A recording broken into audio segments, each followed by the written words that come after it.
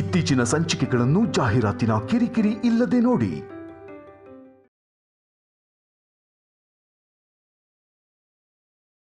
ನಿನ್ ಋಣನ ಹೇಗ್ ತೀರ್ಸಕ್ಕಾಗತ್ತೆ ನೈನಿ?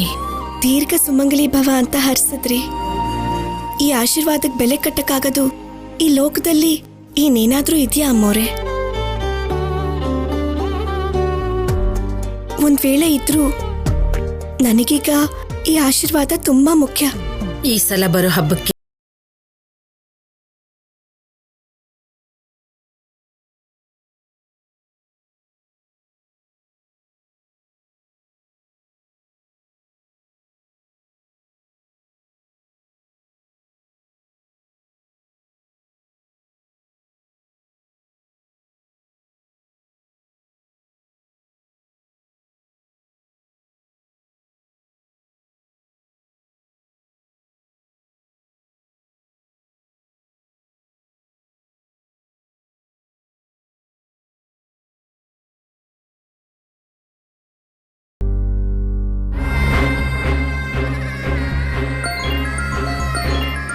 ಶೌರ್ಯ, ವಾಸು ಅಂತ ಕಂಟಿನ್ಯೂಸ್ ಆಗಿ ಫೋನ್ ಮಾಡ್ತಿದ್ದೆ. ಇಲ್ಲಿ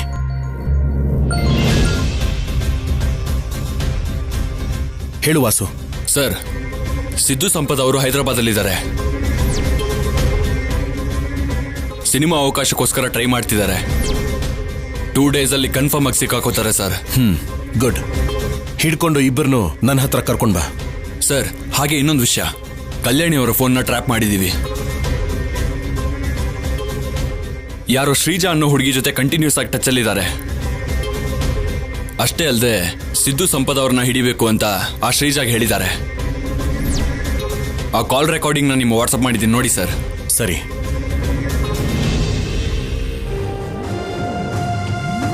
ಇನ್ನು ಎಷ್ಟು ಹೊತ್ತಿಲ್ಲೇ ಇರ್ತೀರಾ? ಗೋಡೆ ದಾಟ್ ಹೋಗಿ. ಅಮ್ಮ, 1 ನಿಮಿಷ. ಎಲ್ಲರೂ ಇಲ್ಲೇ ಇರ್ಲಿ.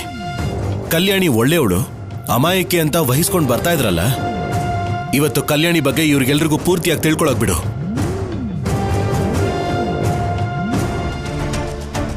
ಸಂಪದ ಸಿದ್ದು ಓಡೋಗಿದಾರಲ್ವಾ? ಅವರು ಹೈದರಾಬಾದ್ ಅಲ್ಲೇ ಇದ್ದಾರೆ. ಸೊ ಅವ್ರನ್ನ ಹೇಗಾದ್ರೂ ಮಾಡಿ ಹಿಡಿ. ಶೌರ್ಯಗಿಂತ ಮುಂಚೆ ನಮ್ಗೆ ಸಿಗ್ಬೇಕು. ಅಬ್ಬಾ, ಅದೆಲ್ಲ ಆಮೇಲೆ ಹೇಳ್ತೀನಿ. ಮೊದ್ಲು ನೀನು ಅವಳ ಕಂಡು ಹಿಡಿ. ಫೋಟೋಸ್ನ ವಾಟ್ಸ್ಆಪ್ ಮಾಡ್ತಿದ್ದೀನಿ, ನೋಡು.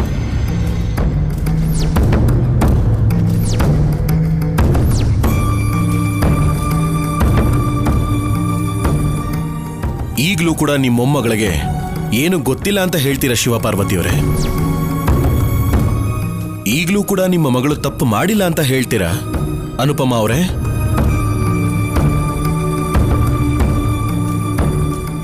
ಹಾಗಲ್ಲ ಶೌರ್ಯ, ಎಲ್ಲೋ ಏನೋ ತಪ್ಪು ನಡೆದಿದೆ. ತಪ್ಪು ನಡೆದಿದೆ ಅಂತ ಹೇಳ್ತೀರಾ ಅಷ್ಟೇನಾ? ತಪ್ಪು ಮಾಡಿರೋ ಮಗಳಿಗೆ ತಪ್ಪು ಅಂತ ಹೇಳಿ, ಅದರ ಬದಲು ವಹಿಸ್ಕೊಂಡು ಬರಬೇಡಿ. ಇನ್ನೊಂದ್ಸಲ ಕಲ್ಯಾಣಿ ಅಮಾಯಕಿ ಅಂತ ಮಾತ್ರ ಹೇಳ್ಬೇಡಿ. ಅದನ್ನ ಕೇಳಿಸ್ಕೊಳ್ಳೋದಕ್ಕೆ ಹಿಂಸೆ ಆಗತ್ತೆ.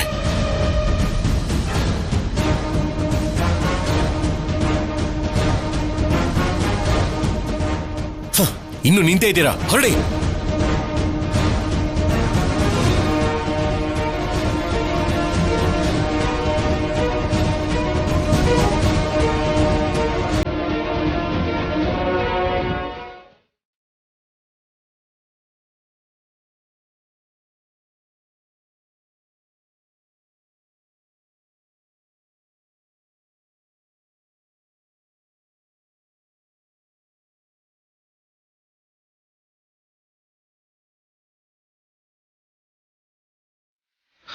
ತಪ್ಪು ಮಾಡಿರೋ ಮಗಳಿಗೆ ತಪ್ಪು ಅಂತ ಹೇಳಿ, ಅದರ ಬದಲು ವಹಿಸ್ಕೊಂಡು ಬರಬೇಡಿ.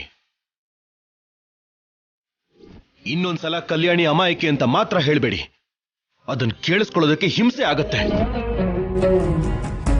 ದೇವ್ರ ದಯೆಯಿಂದ ಪೂಜೆ ಎಲ್ಲ ಚೆನ್ನಾಗಾಗುತ್ತೆ. ಇನ್ನು ಶೌರ್ಯ ಕಲ್ಯಾಣಿ ಸಂತೋಷವಾಗಿರ್ತಾರೆ ಅಂತ ಅನ್ಕೊಳ್ಳೋದ್ರೊಳಗೆ ಮತ್ತೆ ಮೊದ್ಲಿನ ಹಾಗೆ ಶೌರ್ಯ ಕಲ್ಯಾಣಿ ಮಧ್ಯೆ ದೂರ ಜಾಸ್ತಿ ಆಯ್ತು.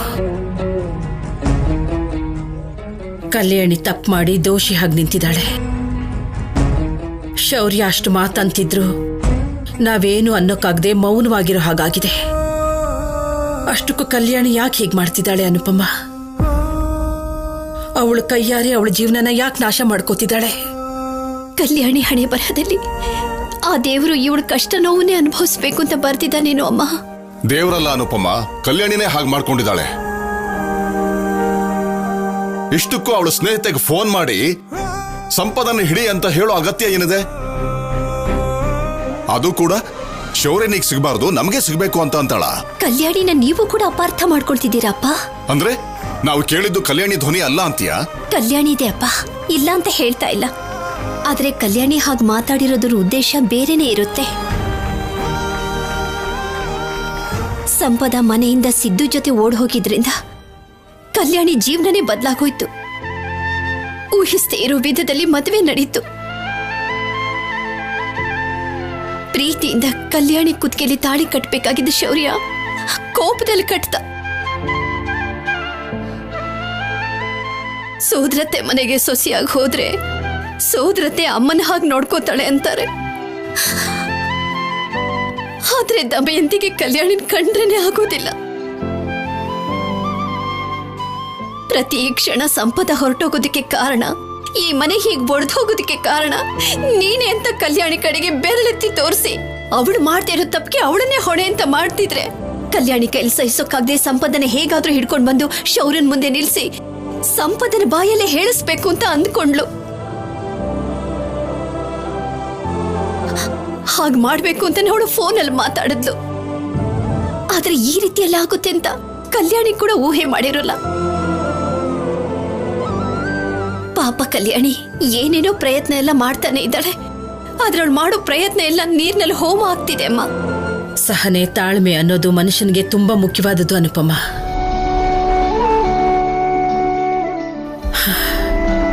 ಕಲ್ಯಾಣಿ ಚಿಕ್ಕ ಹುಡುಗಿ ಅಲ್ವಾ, ಆವೇಶ ಪಡ್ತಿದ್ದಾಳೆ. ಒಂದ್ ವೇಳೆ ನಿಜವಾಗ್ಲೂ ಸಂಪದ ಬಂದು ನಿಜ ಹೇಳಿದ್ರು ಶೌರ್ಯ ಬದಲಾಗ್ತಾನೆ ಅನ್ನೋ ನಂಬಿಕೆ ನನಗಿಲ್ಲ. ಅವಳು ತಪ್ಪು ಮಾಡ್ತಾ ಆ ತಪ್ಪಿಗೆ ಕಲ್ಯಾಣಿನ ಜವಾಬ್ದಾರಿ ಮಾಡ್ತಾ ಹೊರಟೋದ್ಲು ಸಂಪದ. ಇವಾಗ ಮಾತ್ರ ನಿಜ ಹೇಳ್ತಾಳೆ ಅನ್ನೋ ನಂಬಿಕೆ ಏನು?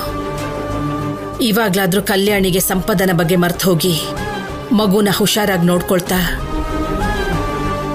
ಶೌರ್ಯನ್ಗೆ ಇಷ್ಟ ಆಗೋ ಹಾಗೆ ನಡ್ಕೋಬೇಕು ಅಂತ ಅವಳಿಗೆ ಹೇಳು. ಅವಳ ಸಂಸಾರನ ಅವಳೇ ಸರಿ ಮಾಡ್ಕೋಬೇಕು. ಸರಿಮ್ಮ, ಊಟ ಮಾಡೋಣ ಬನ್ನಿ. ನನ್ಗೆ ಹಸ್ವಿಲ್ಲ. ಹಾಗನ್ಬೇಡಿಮ್ಮ. ಬಿಟ್ಬಿಡು ಅನುಪಮ, ನನ್ನನ್ನು ಸ್ವಲ್ಪ ಹೊತ್ತು ಒಂಟಿಯಾಗಿರೋದಕ್ಕೆ ಬಿಡು.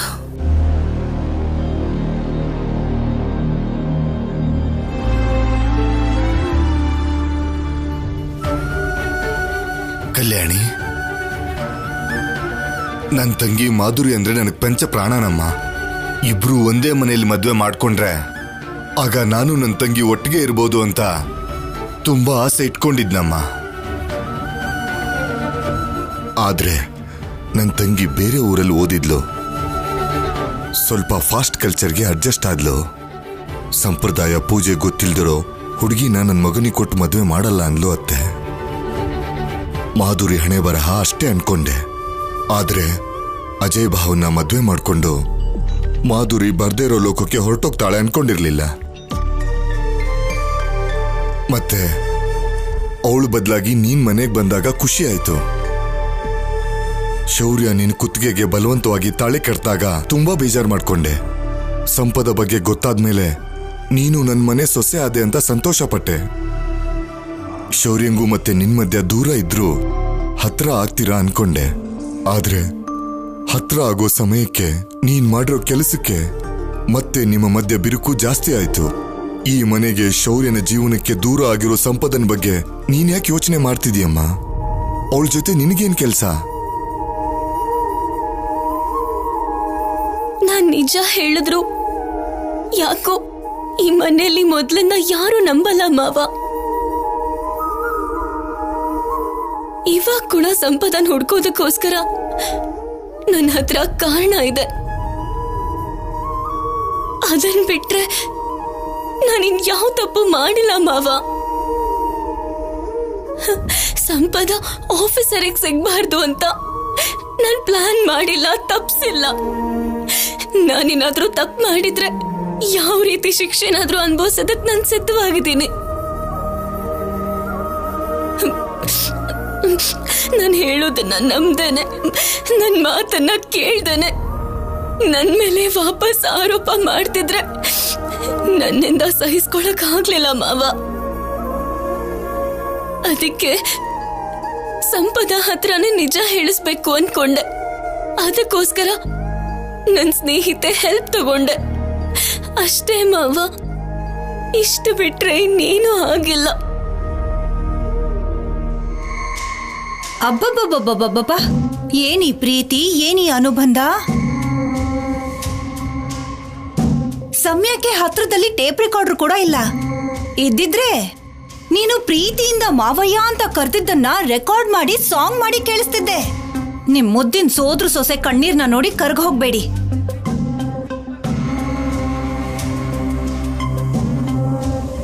ನಮ್ ಕುಟುಂಬಕ್ಕೆ ಹೊಸದಾಗಿ ಪರಿಚಯ ಆದ್ರೂ ಕೂಡ ಎಲ್ರಿಗಿಂತ ನಟನೆನಲ್ಲಿ ತುಂಬಾ ಮುಂದೆ ಇದ್ದಾಳೆ. ಯಾರ ಹತ್ರ ಹೇಗ್ ನಾಟಕ ಆಡ್ಬೇಕೋ ತುಂಬಾ ಚೆನ್ನಾಗ್ ಗೊತ್ತು.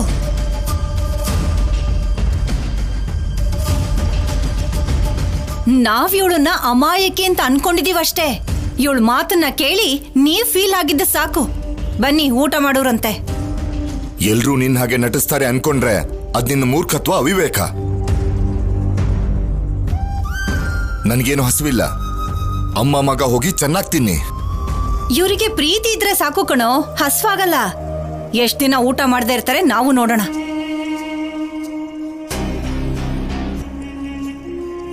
ನಡಿ ಶೌರ್ಯ.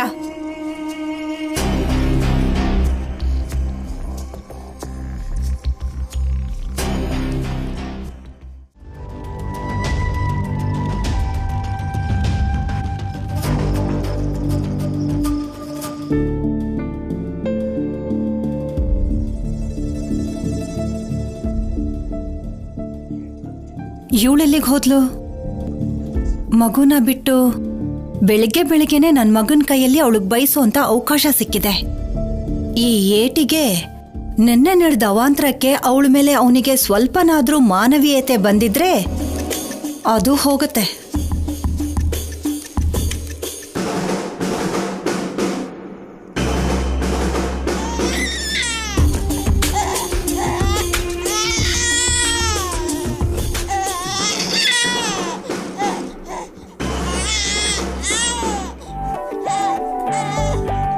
ಕಲ್ಯಾಣಿ, ಶೌರ್ಯ, ಶೌರ್ಯ, ಕಲ್ಯಾಣ್.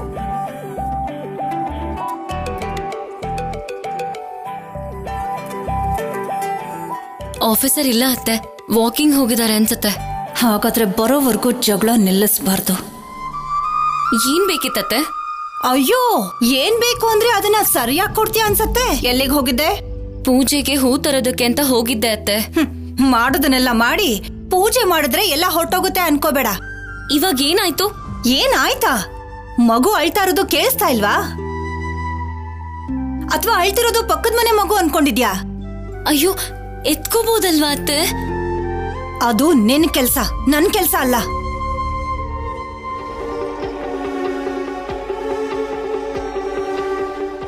ಏನೇ ಉತ್ತರ ಕೊಡದೆ ಹಾಗೆ ಹೋಗ್ತಾ ಇದ್ಯಾ? ಇವಳಿಗೆ ನಾನೇನ್ ಹೇಳೋದು ಅಂತನಾ? ನೀನ್ ಈ ಮನೆ ಸೊಸೆ ಅನ್ಕೊಂಡಿದ್ಯೇನೋ? ಕೆಲ್ಸ ಮಾಡಕ್ ಬಂದಿರೋ ಕೆಲಸದವಳು. ಅದನ್ ಮಾಡಿದ್ರೆ ಸಾಕು, ಉಳ್ದಿದ್ದನ್ನೆಲ್ಲ ಮಾಡಕ್ ಹೋಗ್ಬೇಡ.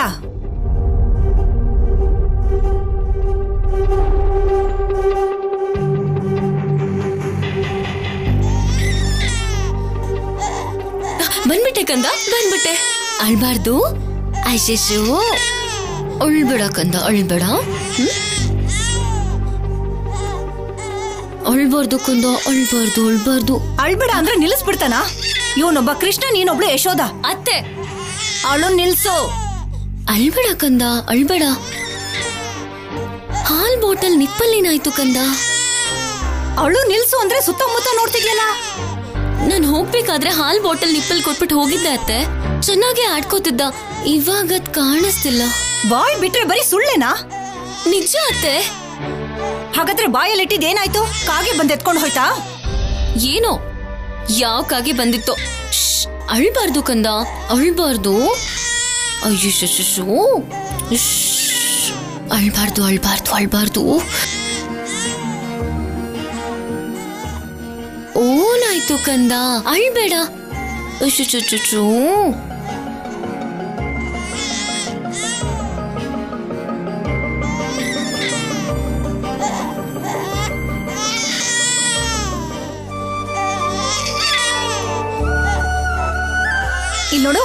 ಈ ಕೊಂಗು ಮಾತುಗಳನ್ನೇ ಆಡ್ಬೇಡ ಅಂತ ಹೇಳಿದ್ದು. ಮೊದ್ಲು ಮಗು ಅಳುನ ನಿಲ್ಸು ನಿಲ್ಸು. ಕಂದ ಅಳ್ಬೇಡ ಕಂದ. ಓನಾಯ್ತು ಕಂದ, ಯಾಕೆ ಅಳ್ತಿದ್ಯಾ? ಕಂದ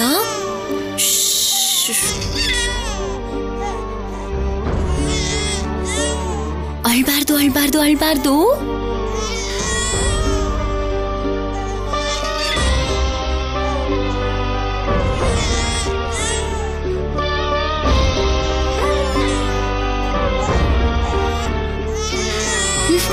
ಅಳ್ಬಾರ್ದು ಅಳ್ಬಾರ್ದು ಕಂದ. ಅಳ್ಬೇಡ ಕಂದ. ಅಷ್ಟು ಬೇಗ ಮುಗ್ದಿಲ್ವೇ?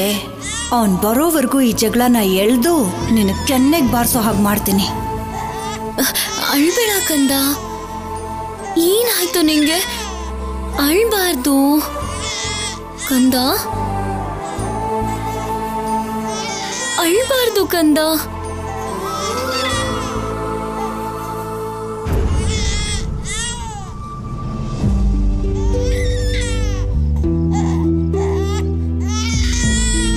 ಅಳ್ಬೇಡ ಕಂದ. ಏನಾಯ್ತು?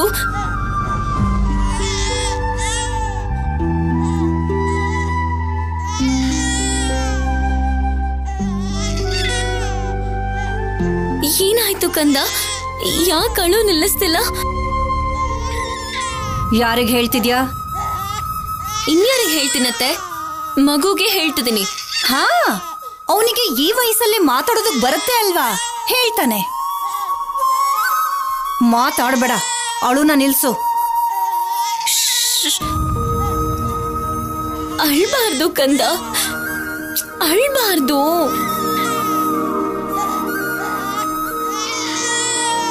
ಏನಾದ್ರೂ ಮಾಡಿ ಅಳುನ ನಿಲ್ಸು.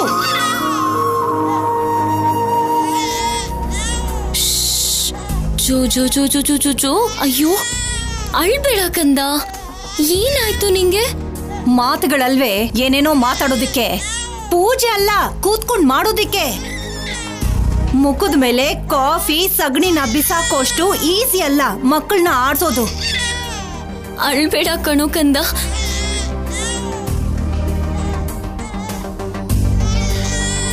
ಪ್ಲೀಸ್ ಅಳ್ಬಾರ್ದು ಕಂದ.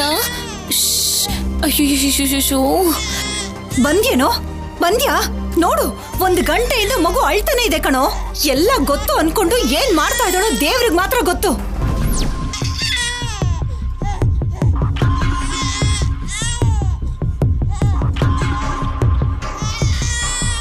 ನಾನೇನು ಮಾಡಿಲ್ಲ ಆಫೀಸರ್. ಅಮಾಯಕಿ ತರ ಮಾತಾಡ್ಬೇಡ. ನಿನ್ ಕೆಲ್ಸನ ನೀನ್ ಮಾಡ್ತಾ ಇಲ್ಲ. ಈ ಮಗು ಹಾಗೆ ನಮ್ಮನ್ನು ಅಳಿಸ್ತಾ ಇದ್ಯಾ ಕಂದ. ನಾನಿನ್ನು ಏನ್ ಮಾಡ್ಬೇಕು? ನಿನ್ ಕೈ ಏನು ಮಾಡಕ್ಕಾಗಲ್ಲ. ಆ ಮಗುನ ನೀನು ಭಾರ ಅನ್ಕೊಂಡಿದ್ಯಾ? ಎಷ್ಟೇ ಆದ್ರೂ ನಿನ್ ಸ್ವಂತ ಮಗು.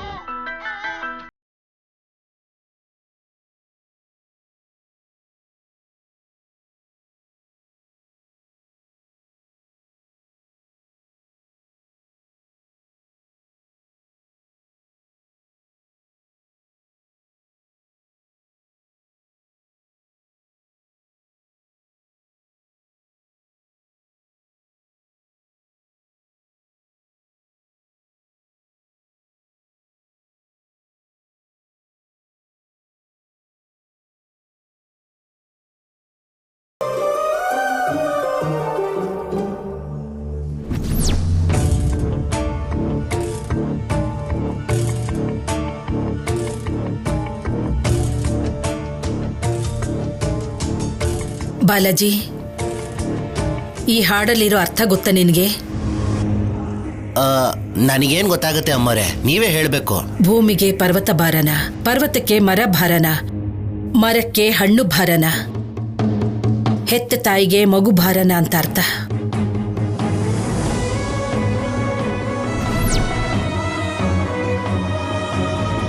ಭಾರ ಅಲ್ವೇ ಅಲ್ಲ. ಆದ್ರೆ ಇಲ್ಲಿ ವಿಪರ್ಯಾಸ ಅಂದ್ರೆ ಬಾಲಾಜಿ,